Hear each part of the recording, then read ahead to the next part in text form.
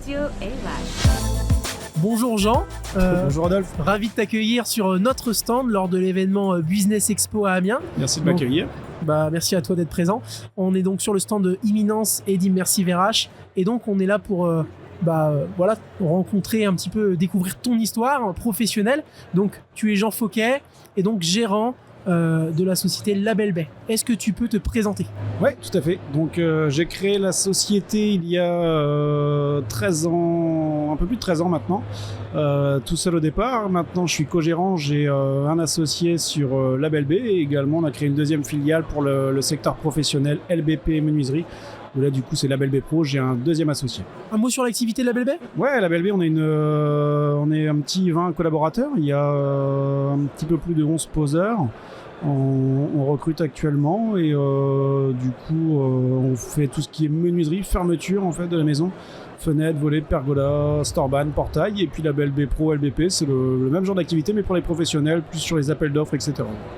Tu me disais que tu es parti il y a 13 ans, tu as monté cette entreprise seule. Aujourd'hui, vous êtes 20 collaborateurs. C'est ça. C'est une belle ascension et un beau développement d'entreprise. Justement, toi, c'est difficile, j'imagine, de résumer 13 années en quelques minutes, mais comment tu pourrais nous expliquer comment tu as fait pour avoir ce développement et en même temps structurer tes ressources humaines et structurer le travail dans lui-même ? Alors on a toujours été hyper prudent. Enfin, j'ai démarré vraiment tout seul. Au départ, c'était des sous-traitants que je connaissais par rapport à mon ancienne activité. J'ai toujours été dans la fenêtre. Donc des sous-traitants que je connaissais par rapport à mon ancienne activité. On a rapidement,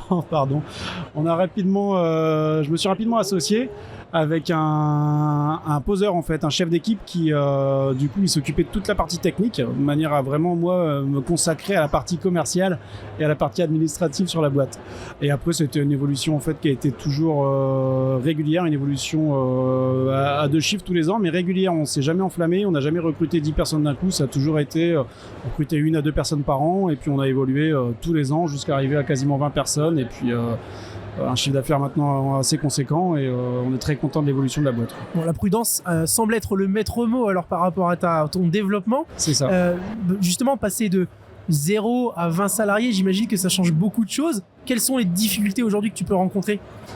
Les grosses difficultés, c'est bien sûr l'encadrement des salariés, puisqu'on est confronté à l'absentéisme de plus en plus. Plus tu as de salariés, plus tu as des problèmes avec des absents, des maladies, même si on est une entreprise hyper familiale, du coup avec une super ambiance, donc on n'a pas trop d'arrêt maladie, on n'est pas embêté, mais quand même forcément ça arrive. On a eu les périodes Covid, on a eu les périodes de hausse de prix qui sont des galères avec l'Ukraine, etc.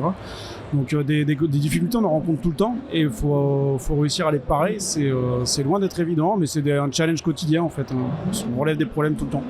Justement, toi, qu'est-ce que tu as pu mettre en place pour parer à ces difficultés et faire en sorte que finalement tu puisses continuer à satisfaire tes clients et à produire comme il se doit ? Alors on a toujours été axé sur vraiment l'esprit d'équipe, et puis une ambiance assez familiale chez nous.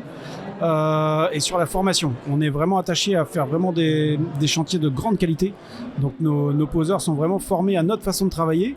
D'ailleurs, la promotion chez nous pour les chefs d'équipe, c'est toujours de la promotion interne. On fait monter nos jeunes. On adore prendre un alternant, le faire monter en compétences, et puis le former comme on aime qu'il travaille. Et en fait, on lui offre du coup, grâce à ce partenariat, il arrive à une qualité de finition comme on aime, ce qui permet de vraiment rendre des chantiers très très bien. Ça fidélise les clients.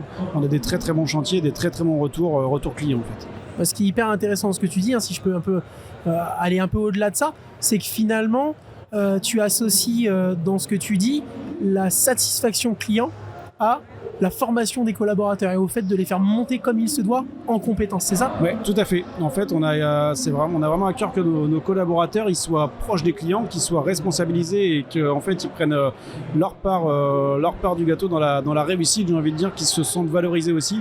C'est-à-dire qu'on présente, quand on arrive sur un chantier par exemple, on présente les collaborateurs aux clients, on dit maintenant vos interlocuteurs c'est plus nous, on leur explique ce qu'il y a à faire, et c'est nos collaborateurs qui vont vous expliquer, et qui seront vos interlocuteurs tout le long du chantier. C'est-à-dire que si vous avez quelque chose à voir, vous allez voir notre chef d'équipe, vous allez voir notre second, c'est avec lui, c'est plus avec nous, vous voyez, et eux reviendront vers nous en fait. On responsabilise tout le monde. Hyper intéressant. J'ai pour habitude de dire qu'on ne naît pas manager, mais finalement on le devient toi aussi, finalement, à travers ton expérience et cette entreprise. Tu as dû monter naturellement en compétence sur le management. Comment tu t'y es pris et qu'est-ce qui t'a aidé justement à... Ce qui m'a aidé, je suis notamment membre du CJD Amiens, le Centre des jeunes dirigeants, qui est une vraie école du dirigeant. Je suis maintenant le président de la section d'Amiens. J'ai cette chance d'avoir grandi avec ce mouvement. Ça fait 8 ans que je fais partie du mouvement. C'est vraiment un très très beau mouvement, une école du dirigeant qui m'a appris. J'ai fait des formations de management, j'ai fait plein de choses. Alors après, ça vient aussi naturellement. On donne aussi l'image à l'entreprise et l'image à ses collaborateurs qu'on a envie de donner et qui nous ressemblent. Mais en tout cas, le CJD m'a vraiment aidé à avancer dans ce sens-là. Bon écoute, en tout cas je te remercie pour aujourd'hui. Bravo à ton développement et longue vie à la Belle Baie en tout cas. Merci. Et puis merci d'avoir répondu à nos quelques questions. Merci beaucoup, longue vie et merci VRH également et à Éminence. Merci. Radio A Live.